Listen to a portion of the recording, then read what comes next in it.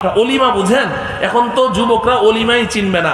অলিমা হচ্ছে বিবাহের মধ্যে এই বরের বাড়িতে যে দাওয়াত খাওয়ায় ছেলের বাড়িতে, এটাকে কি বলে? অলিমা। যেদিন বাসর হয়, বাসরের পরের দিন ছেলের বাড়িতে দাওয়াত খাওয়াবে মেয়ের বাড়ির মেহমানদেরকে, এটাকে কি বলে? অলিমা। তো বিবাহের মধ্যে অলিমা, এটা সুন্নত। দাওয়াত খাওয়াবে ছেলেরা, মেয়ের বাড়িতে কোনো দাওয়াত নাই। মেয়ের বাড়িতে কি নাই? বরপক্ষ বলবে যে আমরা 500 জন বরযাত্রী আসতেছি, জায়েজ নাই। মনে রাখবেন, মুফতি সাহেবদের কাছে জিজ্ঞাসা করে নেবেন, এই যে আশেপাশে মুফতি সাহেব আছে। বড় কঠিন বিষয়। এখন তো শর্ত 1000 বরযাত্রী আসবে, 500 বরযাত্রী আসবে। মেয়ের বাপের উপরে কন্ডিশন দিয়ে দিলাম যে আমার কিন্তু 500 বরযাত্রী খাওয়াতে হবে। জায়েজ নাই, হারাম। মেয়ের বাড়িতে কোনো দাওয়াত নেই। দাওয়াত খাওয়াবে কে? কথা বলে না, কে? ছেলে খাওয়াবে, ছেলে। এটা সুন্নত।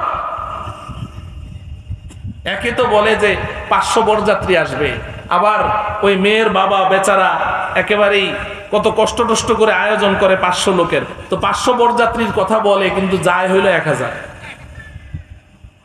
নবীজি বলেন যে কেউ যদি কারো বাড়িতে দাওয়াত ছাড়া ঢুকে, আপনাকে একজনে দাওয়াত দিয়েছে, আপনাকে একা, কিন্তু আপনি সাথে আরো 2 জন নিয়ে গেলেন, ওই বাড়িওয়ালার অনুমতি নিয়েছেন? আপনাদের 5 জন মেহমানকে দাওয়াত দিয়েছে, আপনি সাথে আরো 2 জন নিয়ে গেলেন। এখন ওই বেচারা 5টা মুরগির পিস করেছে, 5টা ডিম ভুনা করেছে, 5 পিস মাছ রান্না করেছে। আপনি গেলেন হলো 7 জন, আর 2 পিস ডিম আর 2 পিস মাছ পাবে কোথায় সে? বলেন। এখন তো এটা আমাদের একদম ট্র্যাডিশন হয়ে গেছে যে বরযাত্রী বলবো 500, যাবে 1000।